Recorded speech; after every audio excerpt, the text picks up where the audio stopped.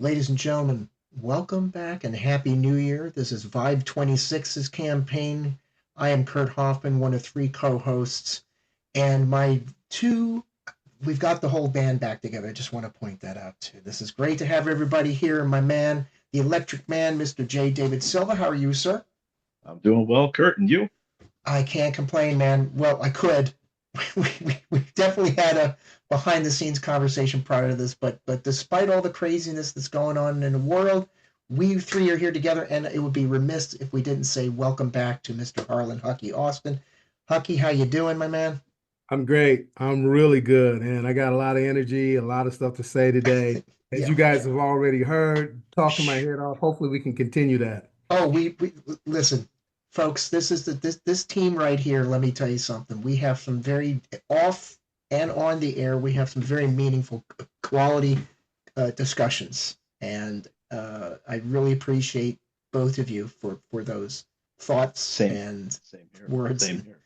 And you know what, Huggy, we're grateful, glad that you have the energy and you have a lot to say because today we're pulling back the purple curtain with you as being standing in one of the most demanding positions in Prince's world, and that is the fourth member of what you call a quiet brotherhood of over 20 men that protected Prince for a certain amount of years during his illustrious career. And as you've written yourself, protecting Prince was never about celebrity, it was about responsibility. And I know we've had conversations about you and other protecting assignments, and that seems to be an overreaching mantra in protecting. So we certainly appreciate that. Um, your journey into the inner circle began in the early 1980s when your childhood friend, Mark Brown, was Prince's bass player at the time, helped connect you to that team. And what followed was nearly a decade of service from 1983 to 91, from the Purple Rain Tour through some of Prince's most creative and commercially successful years. You eventually rose to Director of Security Services for Paisley Park Productions, spending 7 years in that role. But this wasn't about proximity to fame. I've heard you describe it more as protecting Prince demanded dedication, loyalty, situational awareness, and an understanding of trust. And we're happy to have you here to discuss that and so much more with us, obviously on the Electric Vibe. So, Hucky, thanks again for sharing your experiences and your time. We sure appreciate it. Well, man, first of all, I want to say it's really good to be back. I'm super excited that we're all together for the first time this year. Yep. And I just wanted to give a shout out to both of you guys for holding it down while I was gone. And I really appreciate you guys' flexibility and your willingness to work with me. I got a crazy schedule. I had a conference call with an individual right before we started today, Yeah. and both of you guys are really patient. So I just want to go ahead and extend that I have a great appreciation for both of you. Thank you. Thank you. Thank you. Appreciate it. And believe me, we got the I got a little earshot of that conversation. Hucky is always working, and I don't think people see, and we're going to get a little bit more detail about that with the questions that we have prepared for you today, because we don't take for granted that you're now a co-host on this show and have been for a while now. When you can make it on, but you're always working behind the scenes, even though you're not in front of the camera for us. You've done thumbnails for us, the background, all kinds of stuff. Jay, you've done the same thing. So, this is a division of labor, and thank goodness for each and every one of you for that, because without it, it just wouldn't be what it is. And I want to thank also. I've noticed we've had a nice little uptick in the subscription base, and want to thank all our new listeners and or watchers of the podcast, because this is only going to get bigger and better. Yeah, I love to chime in on that as well too. We all three of us want to thank you guys. And guess what? If you like what you're hearing, if you like what Mm-hmm. you're seeing, and maybe you Say don't it. like what you're seeing, I don't know. But if you do, give us that thumbs up. Go ahead and subscribe. And this really helps us to be able to continue to produce great content like we're doing. So give us a like, share it with somebody. So, Kurt, if you don't mind, I'd like to kick it off. And I kind of want to practically apply some of what Kurt said, Hucky, about your work ethic and how you go about your business to when you were working with Prince, because you've written that again, that protecting Prince was not about celebrity or fame; it was about responsibility. So, can you take us back to that moment when you knew that working for that camp was going to be different than any other job that you might have had? Was there a certain moment or a certain time that you said, "Hey, this is going to be a lot different"? Well, first of all, G, that's really hard for me to answer, and because of this reason, believe it or not, my job with Prince was my first real job as an adult. I had little part-time jobs, but I was only 21 years old when I started. And so I really hadn't figured out what my niche was, where my career was going to go. Yeah. Um, when I first started, I used to go to rehearsals with my best friend, Mark Brown, aka Brown Mark, and I would just hang out. And at the time, Prince had a bodyguard by the name of Charles Big Chick Huntsberry, who became my mentor. And I would just be at rehearsals, just watching my boy jamming, playing, just being mesmerized by what was happening, at these rehearsal space. And I think we're going to talk a little bit more about it later on. And I often say, if you think seeing Prince in concert was something, the Mhm. rehearsals and the sound check were even something else. And so getting back to your question, I didn't really know what I was getting into. This was my first you know, um, real line of work. And so, didn't have anything to compare it with. I knew that I was doing something that felt right for me. My mother always told me that, after I got with Prince for many years, she said, I always figured you doing something like this. She said, I thought you would be Secret Service, a police officer or something like that. I said, why is that, Mom? Mm. And she reminded me of a couple childhood stories. My brother and my cousin and all of us went to a local skating or local roller garden, roller skating rink. There we go. And anyway, our ride never showed up. And so it was about 9:30, 10 o'clock Ooh. at night. And here we are. I think I was 11 years old. My cousin was 11 and my brother was 9. And we were in a suburb called St. Louis Park, Minnesota. I think, Kirk, that Mhm. you even stayed there one time, maybe. Nobody was coming to get us. So we lived about 10 miles away at 11 years old. Hucky grabbed my little brother, I grabbed my cousin, and I navigated the way to get home. And so there are little stories like that before I even started with Princeton where I had already had a protector's mindset.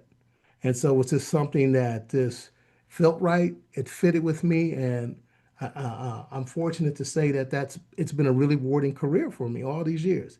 And even in my age, I'm not on the road anymore, city to city, but I still am able to offer, people something, and I feel good about that. Nice. So, beyond the security work that you did for Prince, you had a front row seat to seeing, speaking of work ethics, Prince's work ethic, which, for many people, that it's just bar none, he had one of the greatest work ethics as a musician and as a performer. What did you observe about how he operated when the purple curtain was down and he was just working? What were Yeah. the things that you noticed?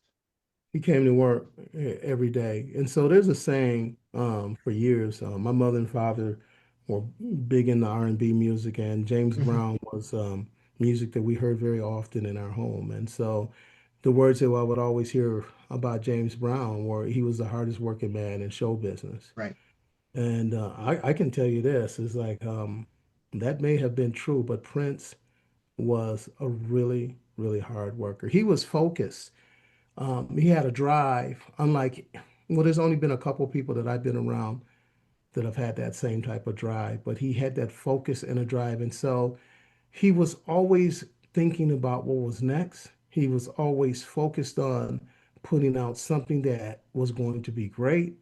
But, for the most part, he was a very, very driven person, and that's how he was. I mean, there were times where when we had fun, we laughed, we did all the things that, normal folks do. Prince certainly did that, but he was a focused, driven individual for sure. So, Awesome. Hucky, with that type of work ethic and that determination, those long hours, how did that translate into security, into protecting Prince? Someone was with him the entire time? Yeah, you had to be able to hang with him, man, and that was tough. I mean, early on, I was pretty young. So I was able to do that. But, I think one of the engineers, I can't remember which one it was, if it was Susan Rogers or whatever, but they used to have to rotate because he would just, Shifts. Yeah. yeah, he could just stay up and keep working. And, us normal folks, us mortals, we would need some sleep. Jay, at the time, I didn't know. Executive protection, protecting people was all new to me, and we were trying to figure it out as we go. I mean, there's ways that we could have really did a better job on protecting Prince. Um, I got a couple articles that I'm writing about, you know, and you guys, I'm going to give myself a shameless plug. Check out my Substack, The Bodyguard Insider. I Yeah, have another one for Prince fans called Purple Reflections. You can check that out as well. We'll put some links in here so you can take a look at that. yeah. Um, but yeah, this it just to see him, like I said, and to be around somebody that's like that it's really amazing. I always tell people I get my work ethic from two individuals, and now it's Prince and my father. I remember at times on the Purple Rain tour, specifically in New Orleans, he was really sick for the New Orleans shows at the Superdome, and he went out, guys, and he poured his heart out and he performed. And if you weren't part of the entourage, you wouldn't have known anything different. And and we can fast forward that to the last couple shows that he did. I think the one in Atlanta, and we all know now that he wasn't in a good place. And he went out there and he really performed. Mm, absolutely.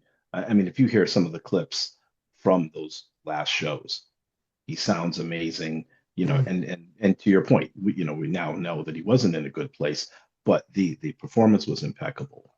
Yeah, yeah. So I want to go to the story that you shared with us, the article that you found from the LA Times back in 1985, the infamous paparazzi incident that eventually Prince turns into a song. I Hello, call them bodyguards, but I call them my my friends. friends.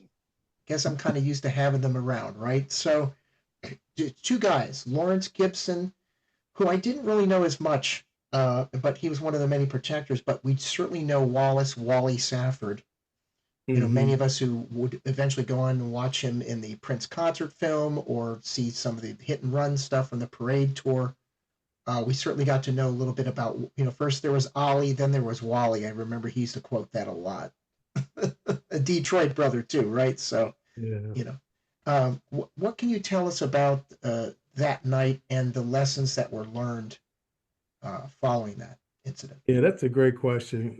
And like you said, I have an article that's going to be coming out here. We'll put a link to that as well.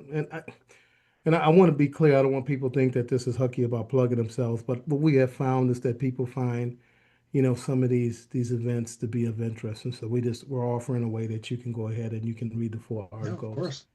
Um, that night, Prince used to go to a club back in the 80s. It was really popular. It was called Carlson Charlie's, and I was in West Hollywood. And we were out that night, and it's no secret. uh, Prince didn't care to have his picture taken, and he wrote about that in the song Hello. And, photographers were, or paparazzi, there we go. They were really aggressive, and the whole night went bad because Prince didn't want to have his picture taken. And we came out of the club, and there was a group of paparazzis out there that knew that he was coming out. And, it was easy to figure out. He frequented this place all the time, and they were waiting for us. And, and there was a lot of other things going on that evening, too. I believe, if memory serves me correct, maybe you guys can help me out, but that was the night that they did We Are the World. Yes, sir. Right. Yep. Yeah. And so the optics of the whole thing was just bad. Prince decided that he didn't want to be a part of that, but here he is out at a local nightclub, and his bodyguards get into a confrontation. And so what happened is that we came out of the club, and it was Chick, Wally, Gilbert, Larry, and we called him Big Gip and myself. And we came out of the club, took a bunch of pictures, and as we were leaving, we were instructed to go back and get the film. And I was 21 years old. I had made a lot of mistakes, but I had already figured that, you know what, this isn't going to end well if we go over and try to take the film from these guys. And Sure. so Chick originally told Gilbert and me to go get it. And I was like, man, I'm not going to do that.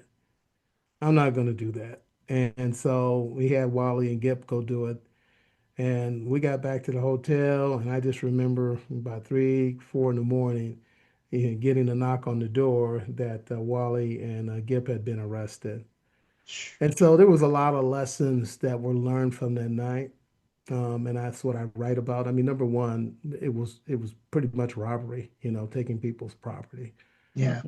But we talk about the mindset in the article and why we thought and why we justified ourselves that this was okay to happen. Mhm. But it was a learning experience. And now when I look back on that, I think about how that could have been done so differently. We went out the front door. We could have used the rear exit. We could have did all types of things. But when you're brand new and you're young, and you're trying to figure it out, those are things that sometimes can be hard lessons to learn.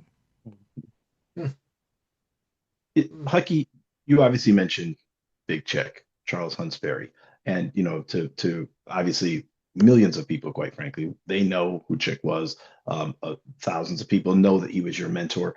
Can you talk about your relationship with Chick and Yeah. what he saw in you? Yeah, I beam up when I think about him. He was really like a second father. And the thing that was really interesting, Chick pretty much was and just to see that somebody from that world could come to and connect with a young black guy, from, the Midwest, to me was just really incredible. And the thing that I often think about is I love that, there was no color barrier there. He treated Gilbert and myself just like we were, his own sons. And so he Mm. really taught me just about everything. If it wasn't for him and Mark, I don't know if I would even have been in this industry. I mean, Mark was the one that introduced me to the whole purple scene. But Chick was really the one that trained me and taught me, what it was going to be like. And, you know, uh, by no means was Chicken a protection specialist like a lot of people that I work with today, Mhm. but I think I was telling you, Jay, earlier, the fundamentals of protection are pretty much the same, regardless of what level they are. And understanding how to protect people and put in protective Mhm. measures to do so. And that's what Chick gave me a really good foundation on to be able to do. I mean, he had been around for a while. He worked for a lot of different bands and he had knew the circuit, and so he was really wise and really knowledgeable, man. Think of some of the groups that he worked with. I know AC/DC was one of them. ACDC, right, right. Mhm. And Kiss one of them too, I think. No, that was Rosie. That Um, Rosie worked for Rosie Kiss. worked That's with right. Kiss. The very first Bodyguard. That Rosie was number one. what Bodyguards? I know there's what was it about 22 over 20 25, because I just did an 25. I article a saw. couple weeks Wanted you to ago, talk about that article. and somebody reminded me that I missed a couple people. So I had to Good. clarify. I Somebody help mean, you out. you'd say 25. There's certainly more than 25 people that protected Prince, but the criteria is that you had to personally spend time with Prince and for an amount of time. So that's Got it. how I say Prince's personal protectors.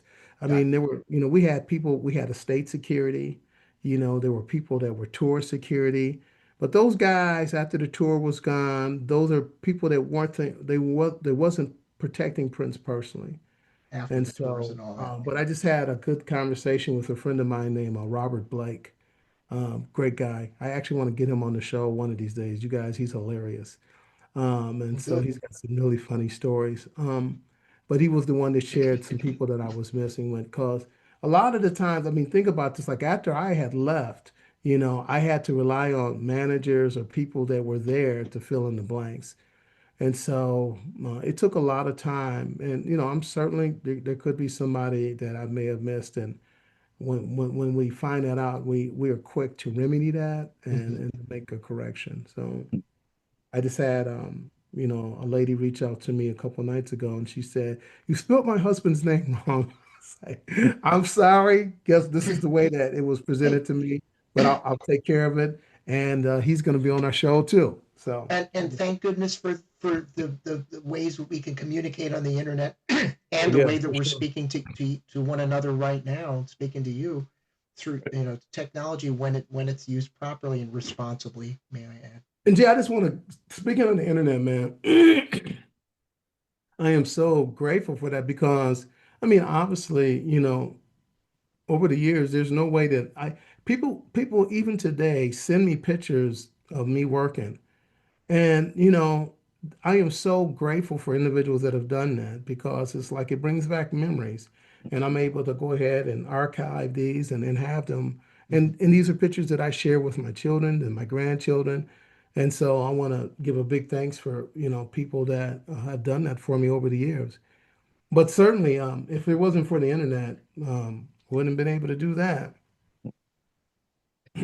Hucky, before we started recording, we were talking about, some of the things that a protector needs from a client. And you had said one of the main things that you need is cooperation Hmm. when working with somebody. Was Prince cooperative? Was Yeah, he understanding for what you all needed to yeah. keep him safe? For the most part, I mean, I can only think of a couple incidents that where he maybe gave a little pushback, but for the most part, Prince was he, if a situation came up, and fortunately there weren't that many that I would say were life threatening, but there were a couple that came up, and he trusted us, and he let us do our jobs, you know. So my other question is, a lot of times you don't see the protector. The security it's almost assumed. But we had a conversation a few months ago about the Purple Rain tour and the number of bodyguards that were there. The black t-shirts, the white suspenders, and it was a presence that was very, very noticeable. Can you Yeah. talk a little bit about that? Well, it just really depends, and these are conversations, Jay, that you usually will have with a client, before you even begin to put together a protection detail. I had a conversation with one of my clients today, and she desired to have a low-key protection detail. So basically, she wants to have the freedom to be able to continue to do her work that she does on a daily basis, and really doesn't want people to know that she has a protective team in place. But also being able to have someone there in the event that they need to interact and react. And then there's another school of thought, and it really just depends on, the situation and where you want people to know that you have a heavy security presence. I mean, think about Times Square, there were hundreds and hundreds and hundreds of uniformed officers there on New Year's Eve. That's done by design. You want the public to know that we have this heavy security presence. But what you didn't see is the hundreds of undercover officers that were there that were doing their work as well too. And so really those are a couple things that you have those conversations. Because some people, Jay, they don't want that. They don't want everyone in the world to know that they have a security team, but they realize for whatever reasons that they need to have security in place. And so, you really need to be able to figure out a way of how you tailor security for every individual. And every individual is different. Different, yeah, yeah. Yeah. So I'd like to go back to the basketball game, Oh if I boy. can. Yeah. The story of organizing that private basketball game at Powderhorn Park has become legendary. So, what does that night reveal about Prince as a person, and what were you thinking when that limo pulled up? Um, well, we were used to playing pickup basketball. I mean, Prince was pretty athletic. He loved Yeah, sports, yeah. uh, specifically basketball. He really enjoyed that. And so, but having Prince play pickup basketball is not like you would have, with you and your buddies or stuff like that. So Hmm. number one, I had to hand select a bunch of individuals. You gotta, first of all, get together a group of people that are not going to be starstruck or anything like that. It's just like, man, we're just here to play basketball. And then the next thing too, I had to put together some people that didn't have any ulterior motives. They didn't want to hurt him. My girlfriend, all she did was listen to your music. I can't stand you. So now I got a chance here. I'm going to give you an elbow to the head or something like that. But, you're coordinating all this and you're trying to figure out the right people. And so I had a pretty solid group of friends, and we were able to put together, a nice game. One of the things that I remember really well, and I wrote about this years ago, man, especially in the 80s, you have your shorts, you have your Converse, you have your Nike tennis shoes on and your tube socks. And, that was our Tube gym gear, socks right? The tube socks, right? With the three different colors. Right, with the right. rings. Yep. So that was our, you might have some wristbands and stuff like that, Right. headband. That was your gym attire.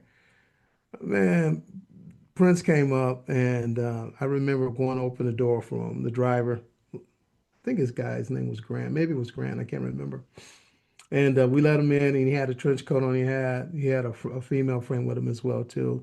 And he opened up the coat, and he had like this fishnet tank top on, and he had some leggings on, and he had the shorts, but he had a belt. And one of the things that I remember about the belt that stays with me, the belt buckle was like the size of a dinner plate. And so his gear was unique. It certainly wasn't the kind of gear that guys Yeah. would usually play basketball in.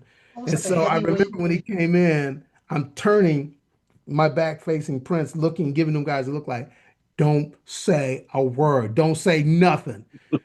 And I talked to some of my guys, people were chuckling and laughing. It was hilarious. But you know what, man? He was a superstar. He, He was in his own world and he could, do what he sure. wanted. Do you think any part of him, because I knew he had a sly sense of humor, do you think any part of him was just doing that just to see if No, anybody that would was say just him, something? man. I mean, I wonder when was the last time he played pickup basketball at that point, with just Right. some Okay. probably had been a while, because if he had, and Prince had his own mind, so I don't know if it would influence him, but normally you would see what everybody else is wearing, and you'd be like, oh, okay, this is what I'm gonna wear. And going further too, so the days that he would spend practically a whole residency at Sunset Sound Studios, and that is on my bucket list of places to visit Is it before I still leave this open? earth. Yeah, it's still an active studio. As a matter of fact, fairly recently, I'm not like last week or anything, but I know Miley Cyrus recorded her hit song "Flowers." Oh, okay. That was recorded at Sunset Sound, so it's still an active studio in some capacity. People like to use those reverb plate rooms that they're infamous for. But were there any incidences where, let's say, I don't know, Toto or another band was at one of the other Sunset Sounds, and there was a last minute pickup basketball game played with any of the other recording artists when you guys were I at don't Sunset remember at Sounds? Sunset, but certainly that happened at Paisley. I mean, Prince would try to play basketball with all the artists at Paisley, and he was really good. I mean, I tell people, I think if he would have been a little bit taller, that we might have been talking about Yeah, maybe maybe not some. Prince the musician, but maybe Prince the athlete. Yeah, Yeah, he was a good ball player. But that would happen at Paisley all the time. Kirk, you come out and he would say, "Okay, let's change clothes, and and he would be in heels too, man. That's probably why his how hip the was all messed hell? up later on. Right. But so like, did Patti LaBelle end up playing ping pong with him one night or something when she No, was there's a recording Michael Yo Jackson. Mister? I know Yeah, that happened with Michael Jackson. please. Yeah. And I just No, want to I want to make sure that I'm accurate on this, but I don't recall Michael being very coordinated. And so I want to be careful that I don't have any issues. But Prince was really good at ping pong. He was really good at. I can't think of anything that he wasn't good at. That once he put his mind to it. I don't know if you guys are going to ask me this question, but and we might have talked about this before, but there was a game called Nintendo Tecmo Bowl out in the early '90s, and yes, you did. Yeah. yeah, and it's we didn't have cell phones, okay, so we didn't have these devices that took all our attention 24/7. So we had to figure out ways to keep ourselves entertained. And video games were it. And so we used to play this game called Tecmo Bowl. And Gilbert and myself and some of the other guys, got a good buddy named Derrick Henry. We would be playing, and we'd be playing in the kitchen out at Paisley. And I remember one day him coming out, and I'm playing, and is that one of your buddies there, Kurt? That is Grayson. I said he would probably try to make a guest appearance here. So Appearance. Oh, he does. or like he's very interested in hearing about Prince. I'm sure. Yeah. But anyway, man, he was standing behind me, and I got it got uncomfortable because he was there for. Normally, if he seen something that he thought was interesting, he would be there for a couple minutes and then leave. Just poof, disappear. But he kept standing behind me, and I said, "You want to play?" He's like, "Nope." It's like, okay. He was So observing, the right? very next day, we're playing, and he comes back and he says, "Oh, I'll play now." And the game had glitches in it. I think like there was this play to Jerry Rice that it was like an end Yeah, around or yeah, something. You could Jerry do it. Rice. Yeah. There was no defense that you could use to stop it. And so Prince had figured that out. He used the 49ers. He kept giving the ball to Jerry Rice, and you couldn't stop it. And so he destroyed me. And Ooh. I'm like, how in the world in 24 hours did this guy, figure this game out? But I Mm. later talked to somebody, one of his female friends. She's like, yeah, he had somebody pick up the game, and he played the game all night.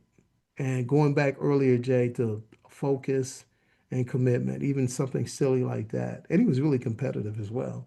He stayed up all night long to figure out the game. Wow. And to see if there's any shortcuts or hacks he could use to Then you to, can to find right. win. It Yeah. sure sounds like Yeah, he figured that out. he Oh did. my gosh, that's great. Um, what were some other unique locations where you had to protect him in all these different studios around the world? Were you there for the Japanese recordings that he did at Sony in Japan when you were on the nude tour? Yeah. Kurt, like, so like even the cities, like a lot of them, unless there was, something that was impactful, they all kind of run together, Yeah, I'm sure. And I think you Hmm. asked me earlier about a studio and I can't remember, but I it's think just I was like, asking about the Batman yeah, but when they were filming the really there at movie, and all I of them. know. And the reason why is we would go in and we would do an advance. Oh, sure, For those out there that don't know in advance, this is pretty much just doing preparation before your principal sure. gets to the destination. And so we would always do that. And so, the fact that if I can't remember, that means that there was nothing significant that happened. Mhm. But it's just like with cities. People would say, "What do you remember?" I mean, I'll give you an example in the illustration what I'm talking about. I Hmm. had been to Paris 6 times before I had a chance to finally see the Eiffel Tower. And so I don't Right. remember all those times that we went, but I do remember the one time that we went there and I got to see the Eiffel Tower. And, it just, so you remember those little moments like that. Other than that, unless something like, like I said, that spectacular happened or was eventful, I don't always remember. We're talking about some of the stuff is over 40 years ago now, I can imagine. you know. Well, I got speaking some of, itineraries still, and they are really helpful. Like, sure, I've been able to keep those over the years. And so it kind of jogs my memory. I got a lot of pictures. As a matter of fact, Jay, when we do the editing, I'm going to see if I can find a picture of Larry Gibson, Big Gip. We'll see if we can put that somewhere in here. and like I said, Right. like you want to bring him on at some point. I'd love to talk to him. I did want to ask about now. This is 40 years ago. We're coming up on the 40th anniversary of Under the Cherry Moon, and the Wow. great album. Wow. Do you have any recollections of being over there? And In this is France. obviously Yep. when you were in France. Any memories that stick out for you during the filming of it, or afterwards, or what have you? Nice. Nice was amazing. Uh, Going down the French Riviera. Oh, Um, you know, what I remember, guys, like I said, if it wasn't like a security situation. Like we had an issue in Marbella, Spain. Why do I remember that? Because we were in a nightclub and a photographer decided to come up to Prince at the table, put his camera right in Prince's face, and we had a big melee. And ooh, as we're tussling with people inside the club, and I had given instruction to Dwayne Nelson to get Prince out and get him in the car while we were, I mean, the first thing that whenever you have these situations is get your principal off the X, get your yeah, principal out of there. right. And so we were trying to do that. And so we were also, and then once again, too, I share these experiences openly because I want people to learn about them. Instead of spending time engaging with individuals, everyone should have got Prince out and got him into the car. But anyway, I digress. We try to get Prince on, and next thing I know, I look behind me, and Prince is part of the confrontation. He's like, he really wants to get at this photographer who put the camera in his face, and I'm like, I remember pushing him, leave. I got this. I'll handle it. but he was right there, man. Was he starting to Right in try to right in scrap the a mix. little bit and Yeah, he cussing was him trying out to and stuff like scrap. that? Oh He boy. was ready to scrap. Yeah, he for sure. He didn't. Oh He man. had no issue with that. Well, So Hucky, with all the planning that goes on, when you would have to do advance work and all the everything had to be, taken care of meticulously, how did you handle Prince's spontaneity when he just wanted to do something last minute that maybe you weren't aware of? How do you pivot yeah, just to make sure that it's as safe as oh, possible? that's a great yeah, question. it is, and you know what? It happens a lot. So I had a friend, and I'll share this story because she's no longer with us. Her name was Latanya, and really good female protector, and Mm, I really appreciate her a lot. She was a wonderful soul. She had one problem, and it drove her crazy when things went off script. mm, And she worked with a couple people in the industry, and she was doing quite well. And I said, Latanya, I said, if you have an issue with last minute changes, this is the wrong industry for you, especially working with somebody that's in the rock and roll business. hmm So Jay, it happened all the time. And here's the thing, you know, I get back, we talked about cooperation. Sometimes things come up, and if somebody's paying you, they have the right to be able to change their mind on something. The only thing you can do is advise them. Okay. There was a movie called Ronin years ago, and I remember Robert De Oh yeah. Niro was telling one of the other guys, "If I were you, I wouldn't do that. I wouldn't go." They were going to go in this underneath this alley or this dark tunnel, and he talks about, "Don't do that. I wouldn't do that if I were you." Mm, And so mm, I always think about that. I always get these things that come in his head. You don't want to know what else goes in his head.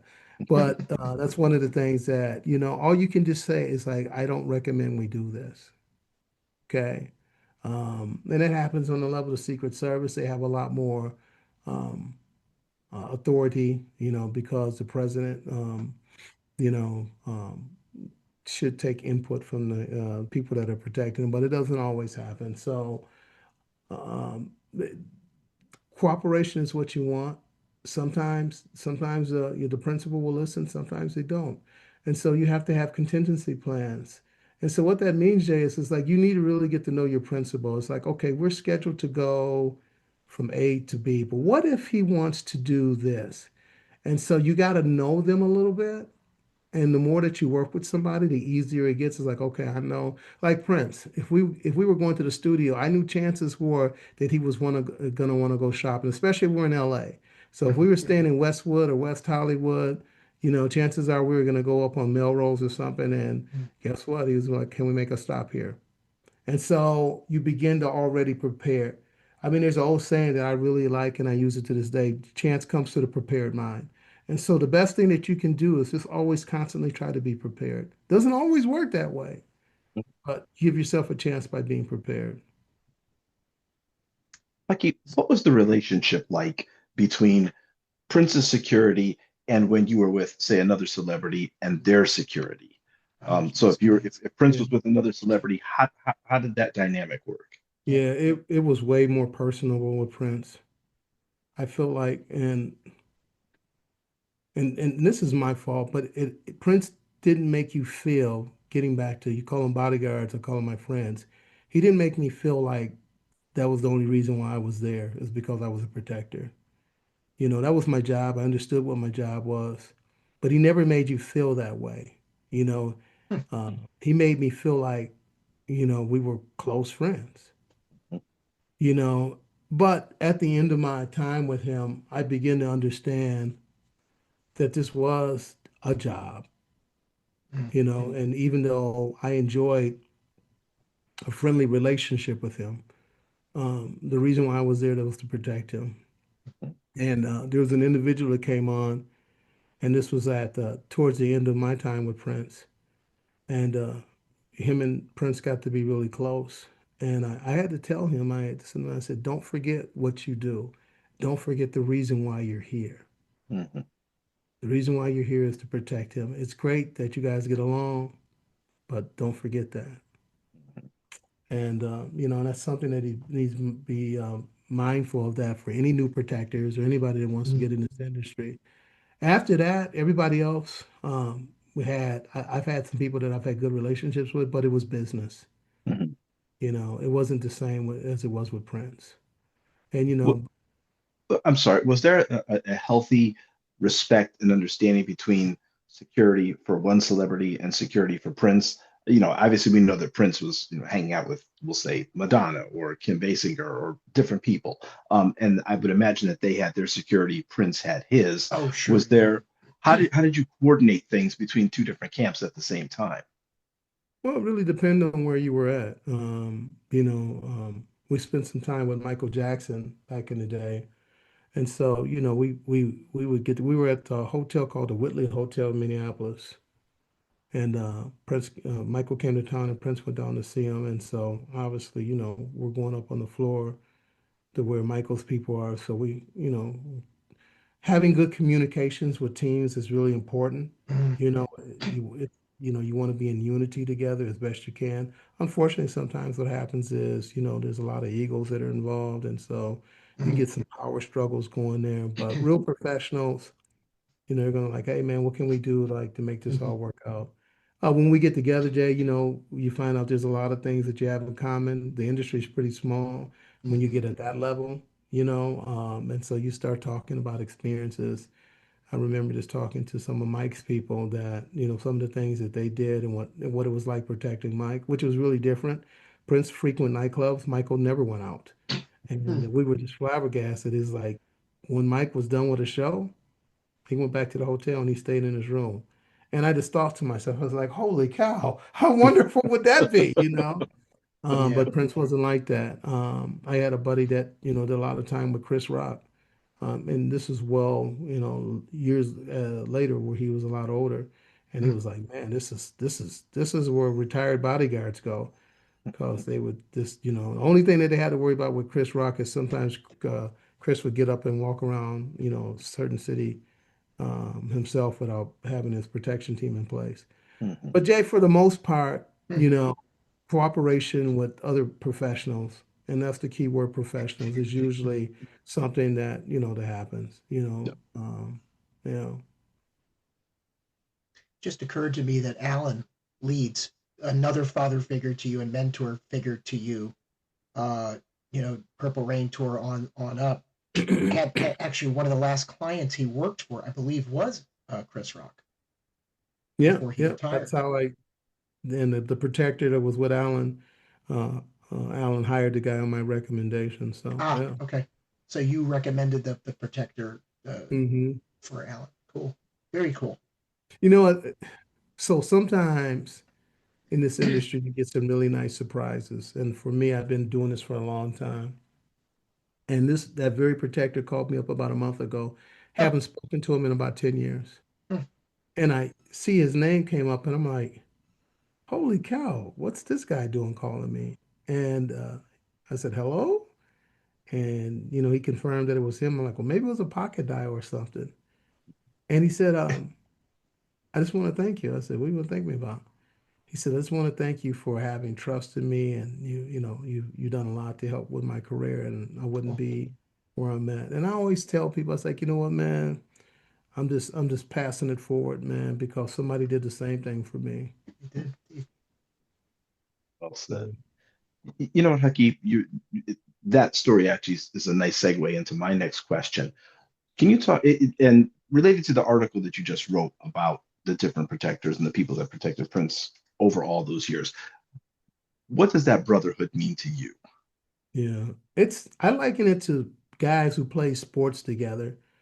Hmm. Um, you know, when you play sports with people, it's kind of like this bond that you just don't have.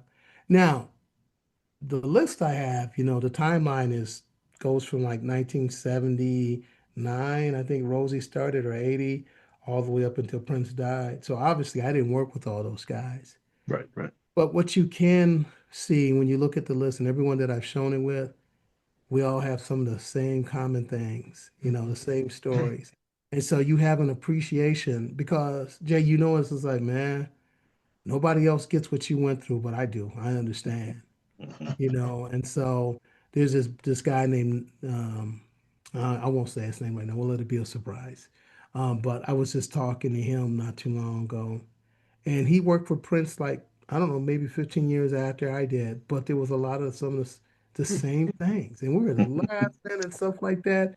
And so you appreciate that, and you think about that you know, when you putting this list together. When I was putting this list together, I think about, even though I may not have worked side by side with an individual, and some people I did, and and some guys I still have conversation with, and work with today.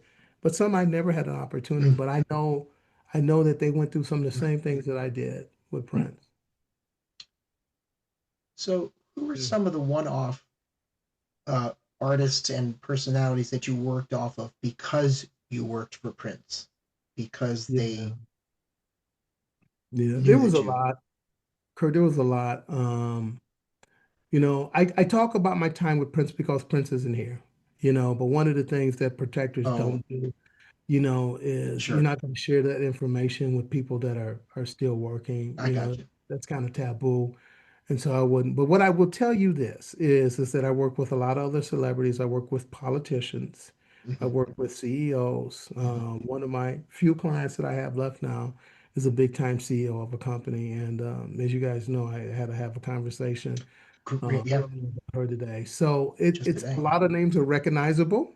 I told you guys earlier today that there were some jobs that I decided that it wasn't in my best Oh, interest. yeah, yeah, yeah, yeah. We can't Hmm. talk about that on the air. Yeah, Right. Yeah, of and Right. course, they and were we it was some respect big that. names. But What I will say is, they were the ones that I talked to you guys about. They were in the entertainment industry, and during the '90s and stuff like that, they were as think about as big as they come in the hip hop community in the '90s. And those are opportunities that I had to work with different people, and I decided that it yeah, just wasn't a good fit. And mm, also, too, we had this conversation mhm, in the green room, the three of us, is that a misconception is that that we are guns for hire, and that's not true. A real professional is going to be very selective on who they work with. And I told you guys earlier today there were people that I just didn't feel was a good fit, and I decided that I wasn't the right guy for them. And so you can refer them to somebody else. And it's funny because the one person that I told you guys about earlier in the green room, I said, well, I'm not a good fit, but I referred him to five other people, and everybody else said no too. I forgot to wow, share that with you guys. wow, They were okay, good. wow. Yeah. So they also said no to this Yeah. said But it was just select. because of lifestyle, you know, No, I you know, get and, it. and and just, it's not fair to leave the audience hanging. So what I will say is that it is so important to have cooperation to run a detail. If we Mm, have a client that won't buy into what we're trying to do to keep them safe, then we're not going to be successful. And they're not going to right, get what they need, right, and we're certainly not going to be able to protect them. sure. It's just endlessly fascinating and compelling subject. Just executive protection that again, we don't take for granted that you're here and you're telling us these stories. Like, to us, it's just like, wow. It gives a appreciation for all the behind the scenes stuff, and I don't think people realize, again, that it takes a village to put on a production, a tour, whatever.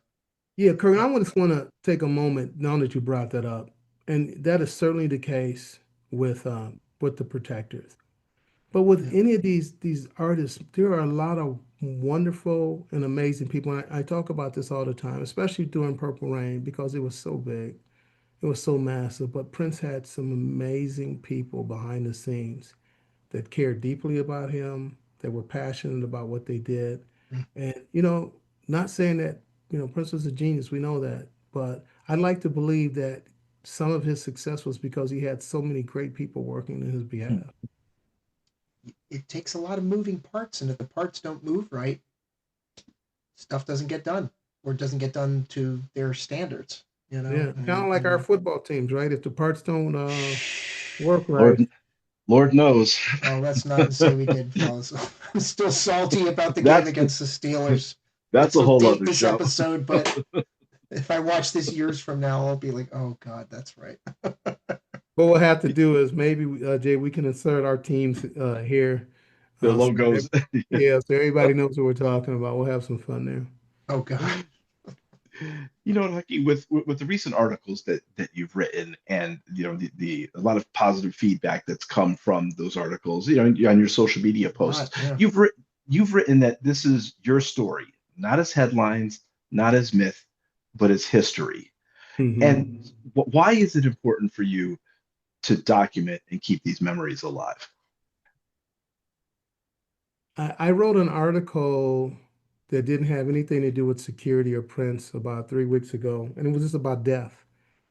Hmm. And just to kind of give a quick summary to everybody, I'm at the point in my life to where you feel like death, and I don't want this to be morbid or gloomy or anything like this, but Mm-mm.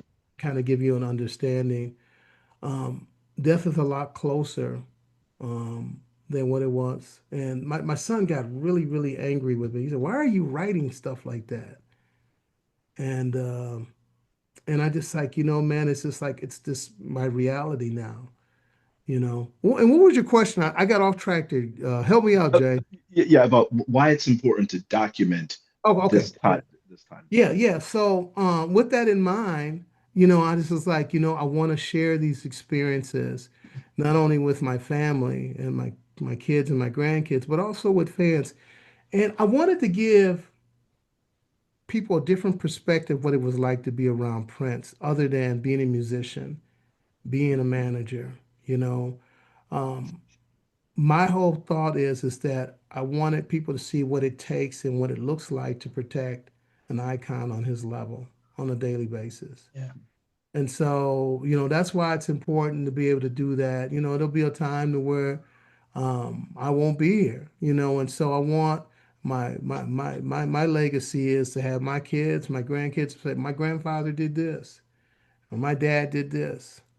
And so while this stuff is still fresh in my memory, it's important to document it. And thank goodness, man, for the internet. There's a website, and maybe somebody will be able to help us out. But I feel like it was called uptown.se. And I think they were out of out of Amsterdam, maybe. It But appears Nielsen somebody, have something to do with that. I think we could ask Dwayne Tudall if and when we get him on.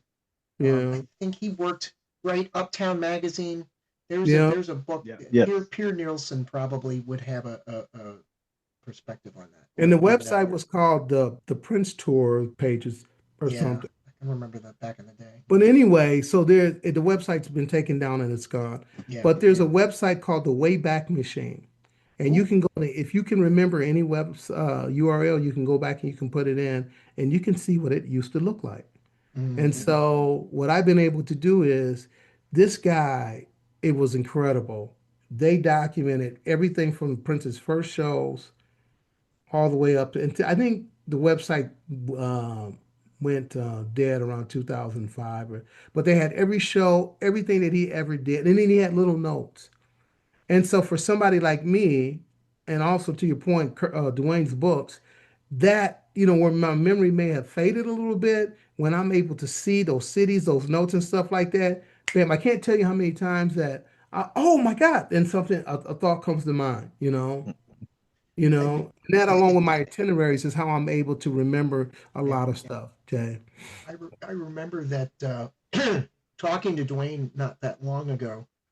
He mentioned that the night the one of the first episode that we did with you was about the 40th anniversary of the Purple Rain tour coming to a close. The night Miami turned purple episode, Right. Yeah, yeah, yeah. and I think you had made a correction that I think that said something about the weather, right, Jay? Was it something about Right. it was Easter Yeah. Sunday, right, or whatever? Yep. And that the ground, we thought that there was a rainstorm for the prior day, and you're like, no, I looked through my itinerary. Actually, the weather was pretty fair and stuff like that. And Dwayne listened to the episode and said he loves the fact that even if he doesn't always get every single little detail right, he appreciates it when you remember something that clarifies or strengthens the narrative, and he just wants to get stuff right. He Yeah, doesn't and care if it's Dwayne's done a years from great now or job. months from now. Oh, he's Dwayne's done a shout fabulous out to job. Dwayne, man. He's doing But the work, man.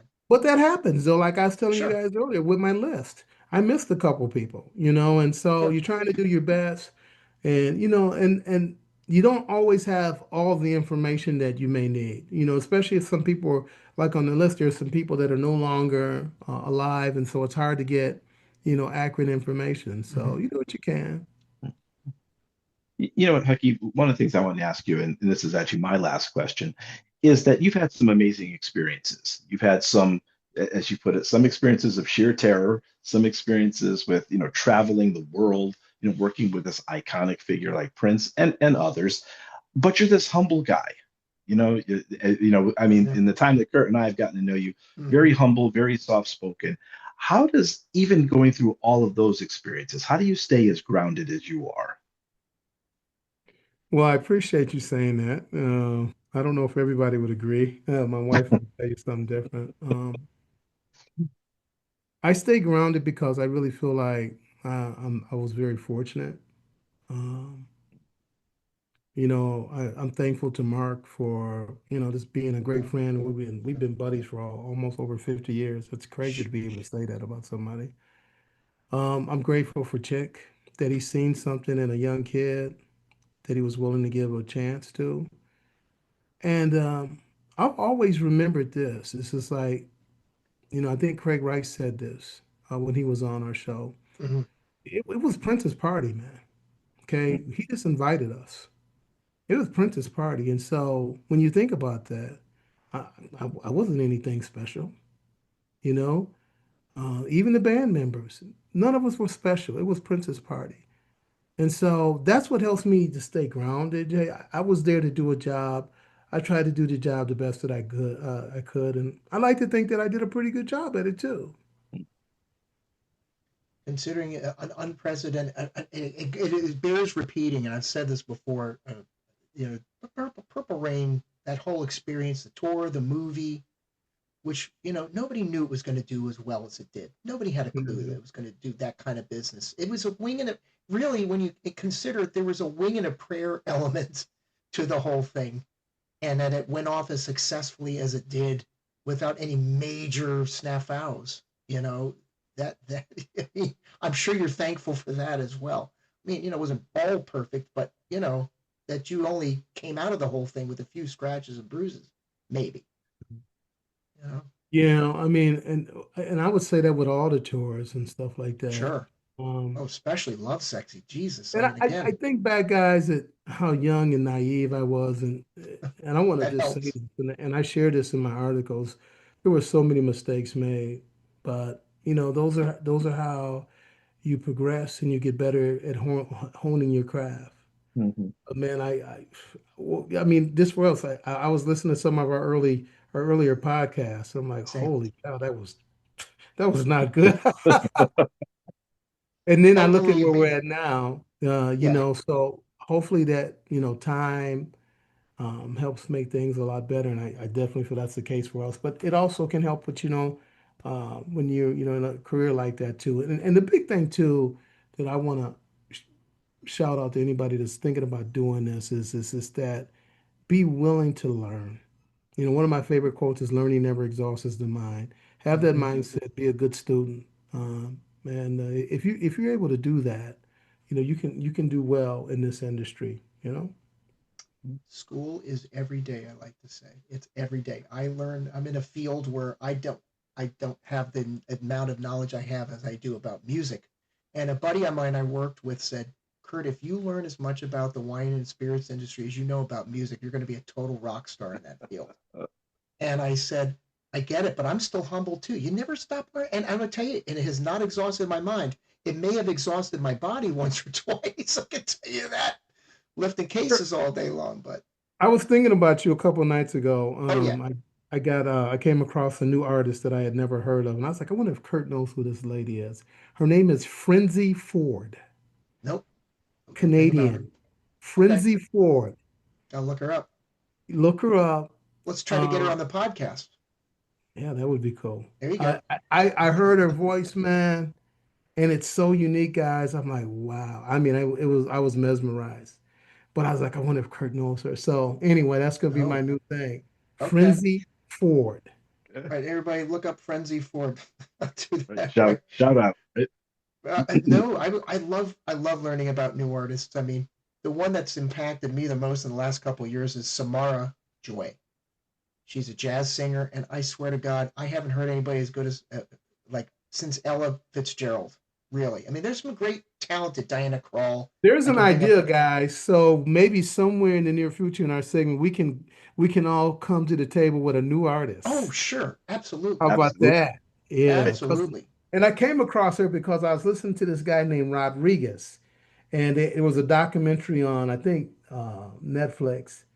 And in the late 60s, early 70s, this guy was bigger than Elvis, not in America, but in South America and stuff like Hmm. that. So, you find one artist and then you go to the next artist because, it did the word association or association game, and that's how I came across Frenzy for it. But yeah, I That's cool. I there's an artist that immediately came to mind when you said that in France, Johnny Hallyday. Johnny Halliday was, and still with us, still alive, is the Elvis of France. In really. his touring band at one point, Mick Jones, who is well known for the rock group Foreigner, was a member of his touring band actually before Oh, he became on. Spooky Tooth was a rock band that he was in before, and Gary Wright, if you remember the song Dreamweaver. You yeah. want to Of play? You course. want to play Connected? Dream Oh, come on. Weaver. Who doesn't love that song? That's a great. Go I on, sing remember it, the Huck, sing album. it. I remember the album. My mom had that album with him sleeping and the scarf around his neck. I just Yep. remember like it was yesterday. But Gary Wright and Mick Jones were both in a band, and there was a connection to the French Elvis, Johnny Halliday, and I Um, love those kind of and I connections. loved Foreigner, man. Oh my Oh, God. Urgent was my song. Oh, Yeah. I have I have some leads, and I just want to throw this out here. I have some leads on getting Lou Graham on the show. Actually, let's make it happen. Make it man, happen. Right. they just he's good. Actually, let's talk about music for a second. We do what we want. We can do a little free for all. We So I do wanted talk to about say, music here. Are you sure, right? Right. come on. Um, they just re-released Foreigner 4 with that song on it, and I urge every one of you, and you too, to listen with earbuds or really good headphones on the new remix that they did of the Foreigner 4 album. Urgent in particular, I can hear the synth bass parts with so much more clarity that Thomas Dolby, there's another guy we could get on the show. He's in Baltimore. He teaches at Baltimore Peabody Conservatory for the Arts. Blinding me with science, Thomas Dolby? Yes, sir. Yes. Yes, sir. He plays the Oh, keyboards on the Foreigner 4 album. They hired him because they heard about this young hotshot. This is before that album Golden you're Age of like a Wireless came music out. Man, encyclopedia, man. for all I do know, there's a whole. But here's the thing: you talk about that. You know, learning doesn't exhaust the mind, dude. I just feel like I've been playing catch up since COVID. I've been playing catch up with all these artists that I didn't have the time at the time I was singing opera or teaching elementary school, making lesson plans.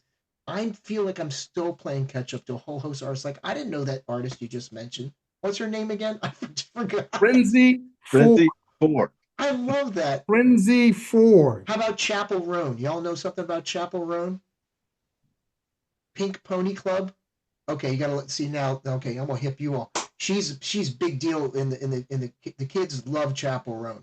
She's a woman, but she dresses like a drag queen with exaggerated makeup and all this stuff.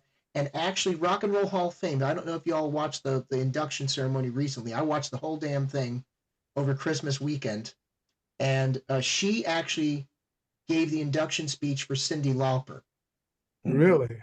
and Chapel Roan, and she wore this like freaking tiara, and it made the role that Kirsten Scott Thomas did in Under the Cherry Under the Moon. The cherry outfits moon. that she had, it made her outfits look like nothing, like she was wearing a potato sack. And but she's a very interesting character. But she gets that she has to kind of do a little rock star thing. But she gave a lovely speech about Cyndi Lauper, and there's a person whose voice has held up over the decades. Holy Fantastic. cow! Oh yeah. All female band too that she had playing behind her. But you talked about death, and I think your son's gonna. My response to your son would be wait a few decades. Yeah, because it's Dad, why really are you talking? interesting. Kurt. Because you start Everybody, reflecting. yeah, and he's young still too. Of So course. everybody that that were our age is like, I totally get it. Nice piece. Yeah. Mhm. Yeah. Uh, But there's been a lot of deaths. I mean, personally, in my circle, Jay, we all could point to so many people, including people that we've interviewed and Yep. I've interviewed and stuff. We're just losing people in this Yeah. music game and entertainment game. A lot of people have gone this past year. Kurt, one more group for you. Johnny Unitas and the Cleats. Now, wait a minute. This is not a band, is it? Yeah. Did Come on. Johnny Unitas have an album out? Yeah, it came out the same year that Jeff Hostetler and Shoulder Pads came out. Okay. Jesus God.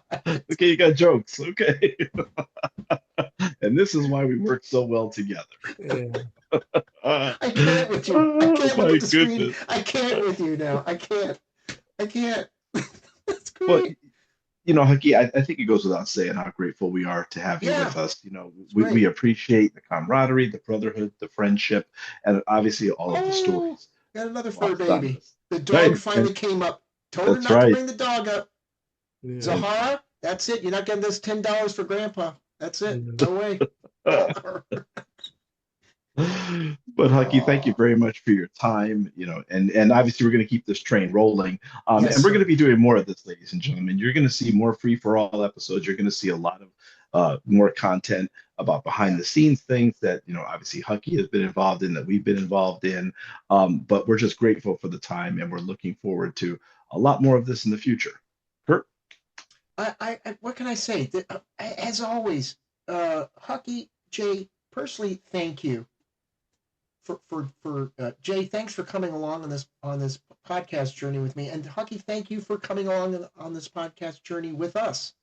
There's been some bumps along the road, and I can tell you, I've had moments of self doubt. I think we all have, and how we're going to make this work. But this has become something that I just want to continue and grow, and it's taken some unexpected twists and turns that I don't think any one of us realized we were going to get ourselves into. But I mean, I love Good Trouble. Good Right. Trouble is my middle name, so if it's something that we can get involved in and have some laughs, but have an audience that understands and appreciates exactly who we are and what we're about, and I think we've made that clear on many fronts.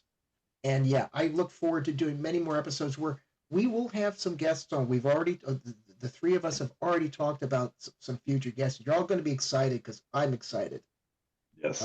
And I know we're probably going to talk about that a couple minutes after we hit the Yeah. record button, take the record button off. But I do want to say, folks, if you do like what you hear and or watching, please hit the like and subscribe button. I know Hucky, you mentioned it early on, but we want to bring even more fantastic guests like the one we've had this last year or so working together. And Vibe 26 campaign is going to be more amazing content, more original shorts. Just stay tuned. And thank you to the new subscribers who have come on board. And as I always like to say before we end every show, and I'll turn it over to you, fine gentlemen, is that a rising tide lifts all boats. Jay? Well, gentlemen, it's a hard act to follow, so I'm going to echo what Kurt said. And before I turn things over to Hucky, I'm going to say thank you once again to all of our viewers, all of our listeners. And always remember, when the universe comes knocking, you have to answer that door. Hucky? So we're in 2026. I thought I'd change it up. I'm going to have a new one that I'm going to be saying. And there's a lot going on right now. And so what I would say is think and ask why. Thank you. And with that, folks, we say thanks for tuning in and tune in for the next episode on the Electric Vibe podcast. And have a great rest of 2026. Peace. Peace.